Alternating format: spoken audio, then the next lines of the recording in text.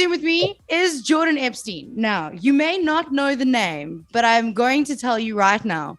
By the time we are done with this, you're going to have followed him everywhere. You're going to want to be his best friend, and he is going to teach us how to make big money on Instagram, hopefully. Hello, Jordan. No pressure.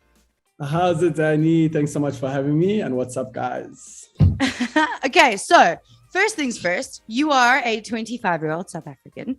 You have 2 degrees. I don't even have matric, so well done you. So tell me a little bit about your degrees. One is in psychology, correct? Yes, that's correct. So basically, I went to school in KwaZulu-Natal. Actually went to a boarding school, Hilton College. From there, matriculated and then didn't take a gap year. As soon as I matriculated, went straight into university, where I did my Bachelor of Arts degree, which was obviously my undergrad. And through that, I majored in psychology and marketing / communications.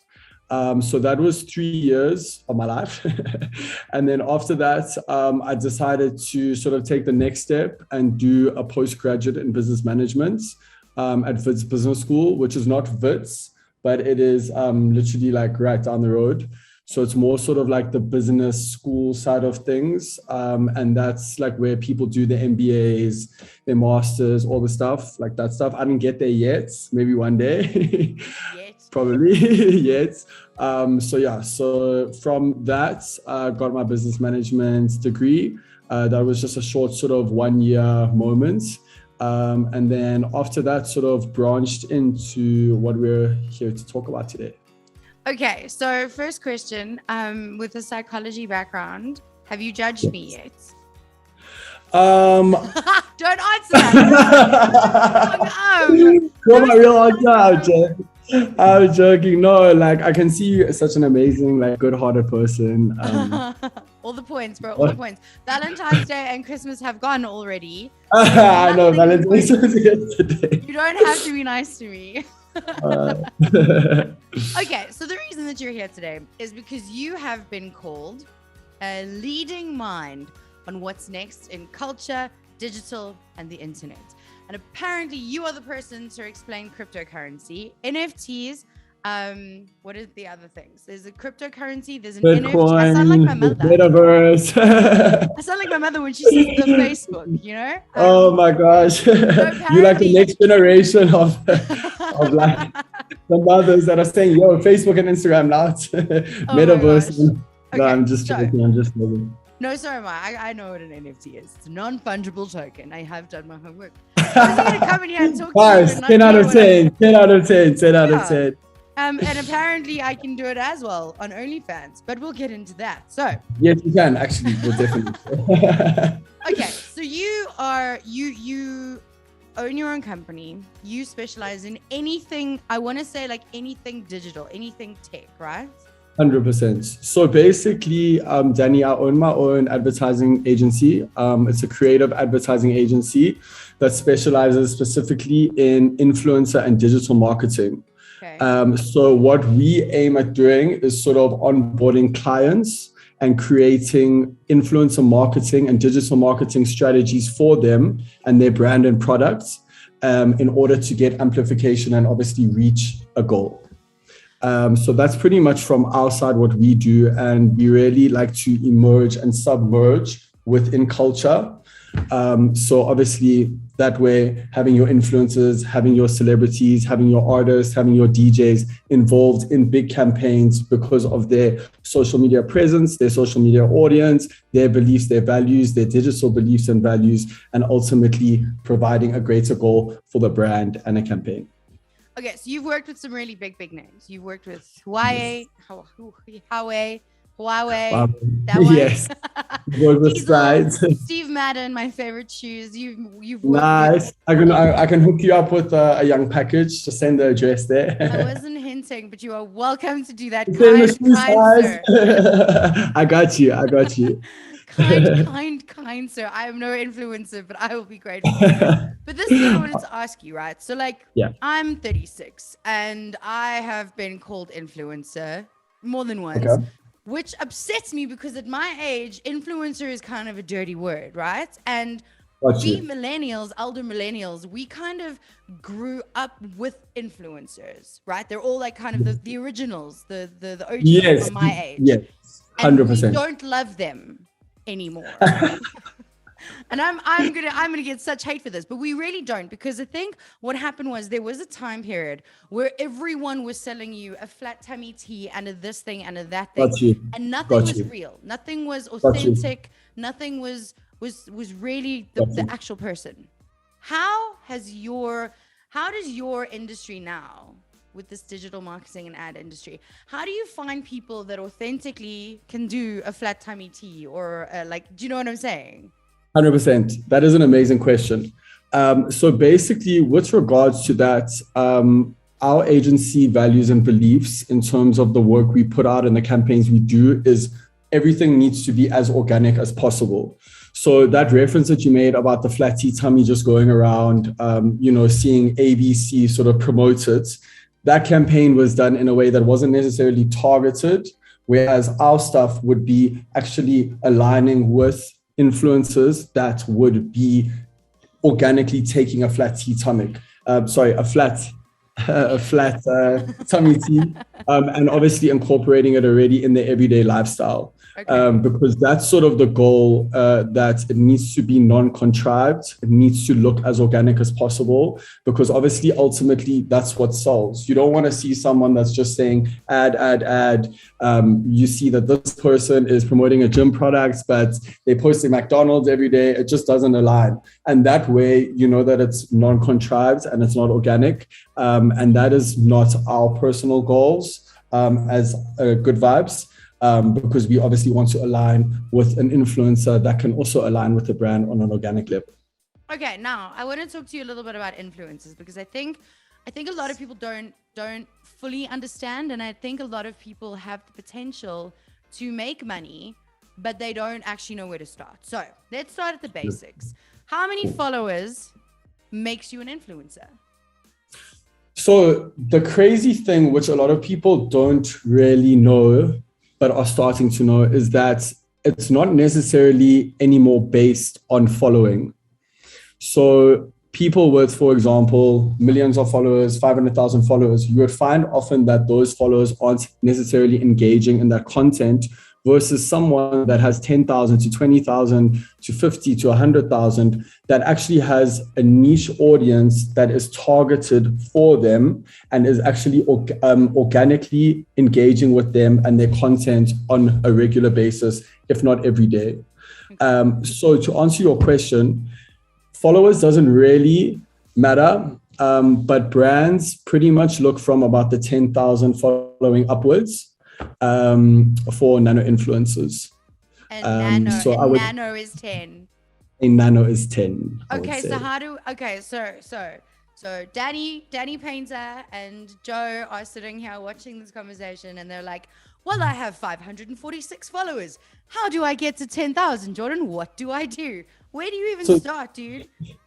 So basically, for me, my personal advice would be to literally engage with all the followers that you already have, because that is your loyal audience base / fan base. So for example, Joe the painter and his son, with their 500 followers, they need to push out content on a daily basis that speaks to their audience. Yes, content is key, trust me. Like content, I can't push it enough. Like, especially in this day and age, Danny, like content is literally currency. It's literally like what brands are putting big amounts of money behind, because it's literally the new currency. People are on their phones like more than ever, and just feeding so much content. And brands want to be involved in that. Brands want to be immersed in that. And especially brands want to be part of the cool culture within the content. So if they can align themselves with the cool people, if they can align themselves with the cool trends, it's literally a win-win. Okay, this is all great in theory, right? But now you have Back to you, sorry. Yeah. Okay, so now you have the Facebook, you have the TikTok, you have YouTube, you have probably got a podcast in 2022. You have what are the other things? There's TikTok, YouTube, Facebook, a page on Facebook, Twitter, Instagram. There's LinkedIn, but obviously LinkedIn's more for the business people. By the way, LinkedIn, guys, don't sleep on LinkedIn. Like that place, literally, Danny, I swear, you guys can you can make crazy connections on there, business connections. You can connect with people from all over the world. You can connect with like people within your workspace, within your field, and actually build working relationships. So don't sleep on it. Okay, wait, we're gonna have to come back to LinkedIn because my LinkedIn is terrible. I'll help you, Desiree. Okay, so you have all of these things, right? And it's been drilled into our heads. The golden thing is you cannot populate all of them with the same content. So you must be creating different content for the different platforms. 100%. How do you know what to create? So say now, right? So say I am Joe Soap and Cool. I like to bake. Cool. Am I baking on TikTok, Instagram, and Facebook? Like how? So you've identified that you like this one thing. How then? Which is your niche? Yeah. 100%.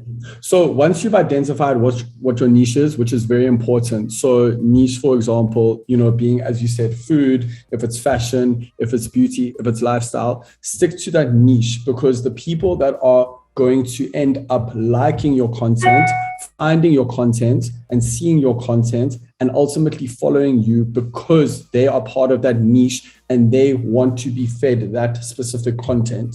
You hear me? To get it. Yeah. So basically, so from there, obviously, once you find your niche and you create curated content around that specific niche, you can ultimately build a loyal fan base from that, who from there can ultimately reshare, repost, and from you continuously engaging with that audience will ultimately lead to growth over months, years. It depends how much work you want to ultimately put in. Okay, for someone who's watching this and they're like, but what is my niche? How do I find that? Is there like a questionnaire that they can do? Like, so I would say that's a really good question. What I would say is it's something that is already you. So it's not like you are changing to be in that specific niche. Let me give you an example. So if someone, let's just say, is a chef, for instance, but they want to be a fashion beauty blogger, but their passion is cooking. They're really passionate about it, etc. They shouldn't swap niches and go into something else because it's not necessarily what they would feel comfortable in per se, and they wouldn't be able to put out as much content and as much organic, non-contrived content as possible. Whereas it's second nature for them if they're a chef or what they're already passionate about versus going into other fields. So I feel ultimately you should stick to what you are true to and what you're passionate about.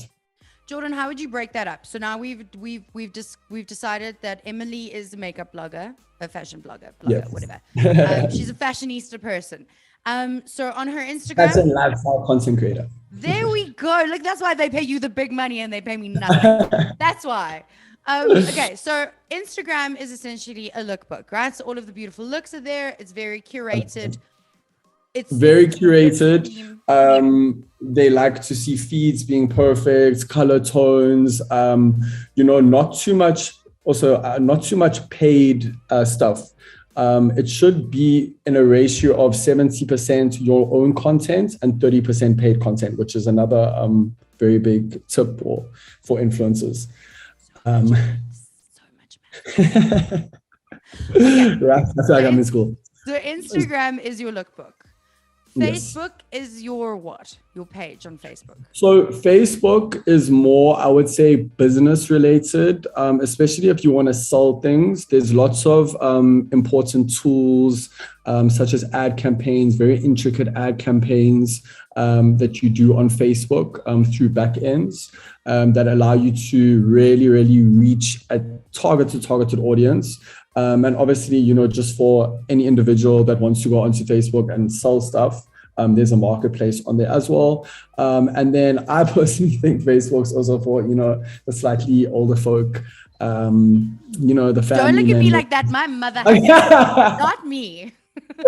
No, I wasn't. Waving I a wasn't. makeup brush at you because you made me No, mad. I wasn't saying you. Like, honestly, like I think about people that use my Facebook, like my mom and my dad, that love using it to connect with, their cousins, their families overseas and stuff like that. So it's a really great tool for that.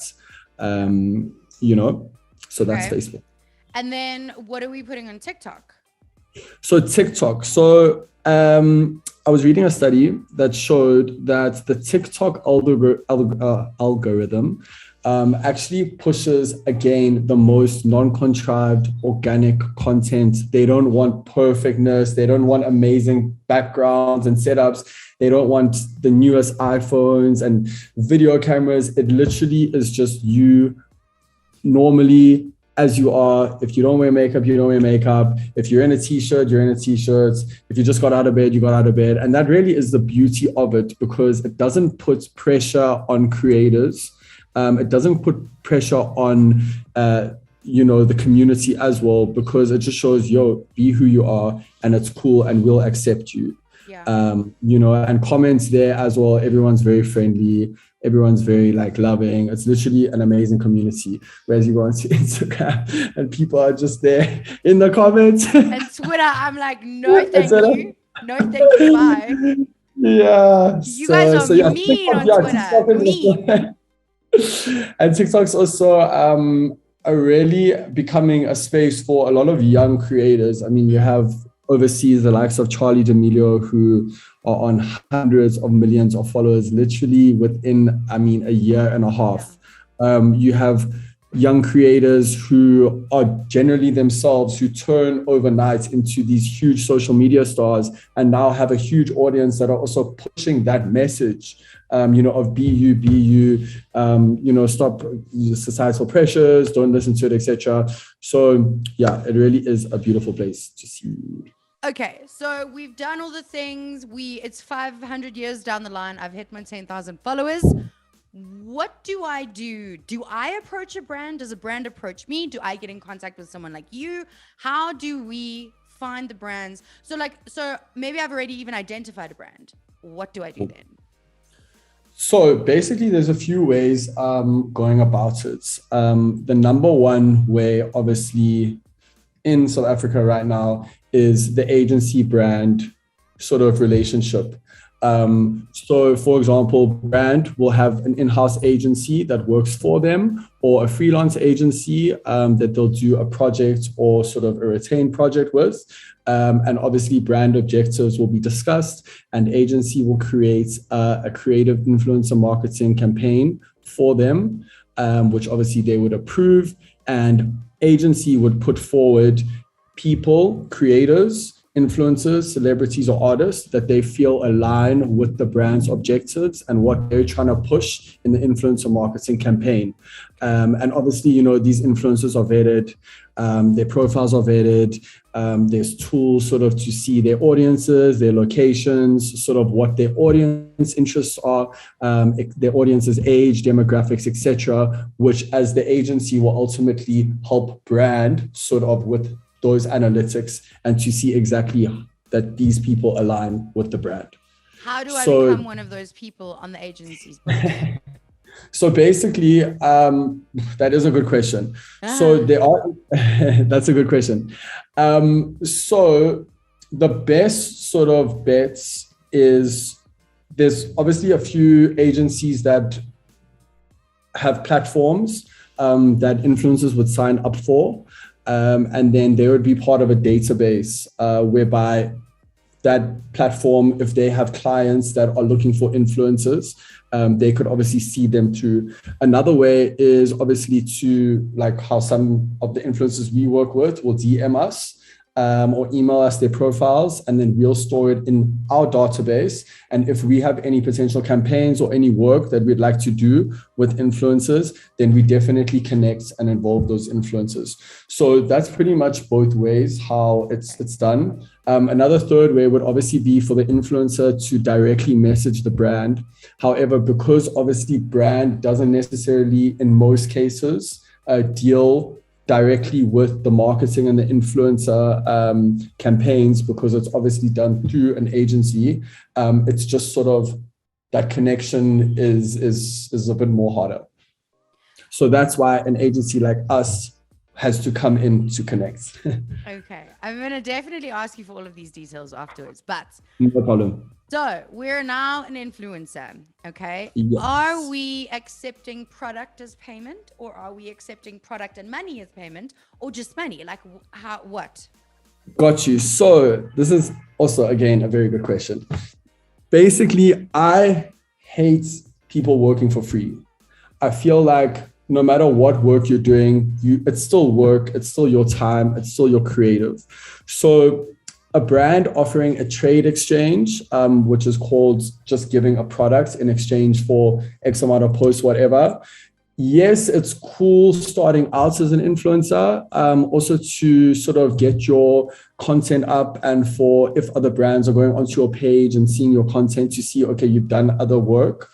But obviously the next step is to definitely get paid, because you just can't be accepting trade exchanges as an influencer the whole time.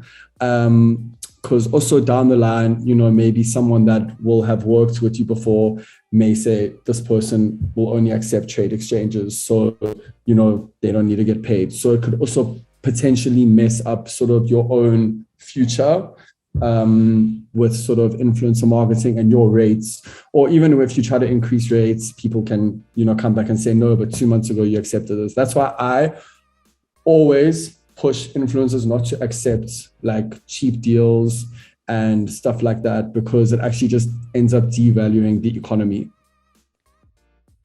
The influencer economy in that. Yes. You know what? I'm actually, I thought I knew, I know nothing. I'm learning so much. You actually know quite a lot, I must say. Okay, so you brought up rates, and I want to actually get into this because there's a lot of arguments even within my circles of people who have hundreds of thousands of followers and 500 followers. How does one work that out? Is a post and a story different? Is a TikTok different? Is a Facebook post different?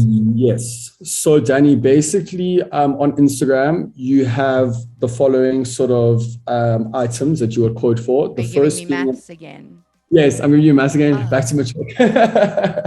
Back to matric. So basically on Instagram, the line items that you would quote for is number one being a Instagram curated story, which is basically just a story post that you create. The next is an Instagram photo feed post, which is a photo in your feed, so it's not a story. Another one is an Instagram curated video post, which is a video in your feed. And then the last one, which is actually like one of the biggest right now and is doing super well because of the Instagram algorithm, is the Instagram Reel. So that obviously, that content gets pushed into an algorithm on the Explore page, whereby people that aren't following you can actually see your content and engage with it. So that's a really cool feature that Instagram brought out. So obviously from there, you would cost it according to a few things. Number one so I'm not going to say in any particular order. I would just say these are the few things that constitutes a rate card, or how you can sort of judge your rates as an influencer. So obviously, number one, definitely a following. People want to see a following, but that following has to be engaged with your content. So from that, you would have to look at your insights, you would have to look at your own impressions, you would have to look at your own reach, you would have to look at your audience, your followers versus non-followers. In case you don't know, this is like in the Instagram profile. You go to insights. Okay. No, but someone else might not know. So carry on. Cool. And then you obviously combine all of those elements. And on top of that, a big portion of it is the creative process, which a lot of people don't really understand. The creative process is the time that you are putting in as the influencer to think about the way that content's going to come out. I mean, it can take up to hours as well. So that pretty much constitutes a rate card. And then pretty much just do the posting, get the money, life's good. I mean, it's so easy, right? So easy. No, okay, Jordan, this I know that this is your industry and you might not want to tell me the truth, but I want the truth. Is it a viable business opportunity for someone to become an influencer? Is there money? Are you going to be able to afford a house and life? Definitely. So Danny, and the crazy thing is like, I personally feel in the past year or 2 years since COVID has only been the real expansion of influencer marketing. Like now, since COVID hits, brands are really seeing where it's at. They're seeing that, content is the next thing. We need to get involved in the culture, in the content, with the hottest people, with the influencers, with people that are aligning to our brand and speaking to our audiences, because this is where it's at. People are on their phones, they're on their laptops. Since COVID hits, obviously it's gotten worse. And now it really has given rise to the influencer marketing industry, because a lot of brands want to align themselves with influencers to boost their content, versus where it was traditional media, being in, for example, newspapers, magazines, TV. Some brands would rather put their money behind social media and digital to pretty much amplify what they're trying to do. Okay, so for someone who perhaps wasn't riding the COVID train of making a podcast and uploading TikToks and stuff like that, and they're watching this video and they're like, this is something maybe I want to try. What would be the first step for them? What's the first thing that we need to do? So we've established that we have a niche. Gotcha. Where to from here? Do we need to invest in like massive equipment? Do we need a setup? Do we need lighting? Like, what do we need? Look, so I wouldn't say necessarily investing in a whole sort of studio production as of yet. However, that's sort of where it's going to get. But it's also nice to know, like, you can, rent things out. There's also studios around. There's plenty photographers. There's amazing video production teams and companies that will actually shoot all your stuff for you, which is great. But basically starting out, I would just say that you need to create as much content as possible that speaks to your niche as much as possible. On Instagram, I would say start out posting sort of every day. If you're a beauty blogger, wannabe influencer, fashionista icon, I would say you need to definitely wake up every day, create new outfits, dress in the outfits, get your friend or one of your family to sort of just take the iPhone, take the Samsung, take snaps of you, create content of your clothes. That's something that you're passionate about. That's something that you speak to as an individual. You need to also think of super creative ways to push content. As I told you, the Instagram algorithm really is promoting Reels. People love Reels. I mean, Reels sort of is a simulation of TikTok editing in a way. So it allows creators to be super creative and actually not need big cameras and video cameras and stuff, when all they could do it is literally on their phone. So my advice to anyone sort of wanting to start in the influencer marketing industry as an influencer would definitely be to just create content every day. Work at it, keep going, keep engaging with your audience. It's very, very, very, very important to reply to all comments, to reply to all DMs. Like, everyone is equal. There's no need to treat other people some type of way, especially when they're trying to build you. They're also trying to, and ultimately, at the end of the day, those are the people that down the line, once you hit 1 million followers, 2 million followers, if you want to sell a product, those are the people that are going to be buying it from you, which is another super important thing to know. So at the end of the day, I just say keep pushing. And on TikTok is worse. You should post about like 5 to 6 times, and the study says a day. I don't know. Bye. Honestly, I swear. This is lovely. No, so literally, I mean, it's proven to have worked. I don't know how people can wrap their minds around creating content 6 times a day, but I mean, it's possible. Yeah, I need to add Well, you've given me a So lot. Danny, after this, it's getting to creating. Dude, I'm never going to stop, it seems. I'm going to be on a walker like a Zimmer frame. And I'm still going to be creating. And I'm still not going to have enough content for Jordan. No, you definitely But I'll have will. 1 million followers, and that's what counts, right? Exactly. And that's when the bags are going to come up. Just with the bags, man. That's all that I want. Okay, Jordan, last question. Cool. I saw a TikTok at like 3 o'clock in the morning after a few Oh, vodkas. what were you doing at 3 o'clock in the morning? I was on Nice. TikTok. Interesting. Yeah. Looking at content research. Yeah.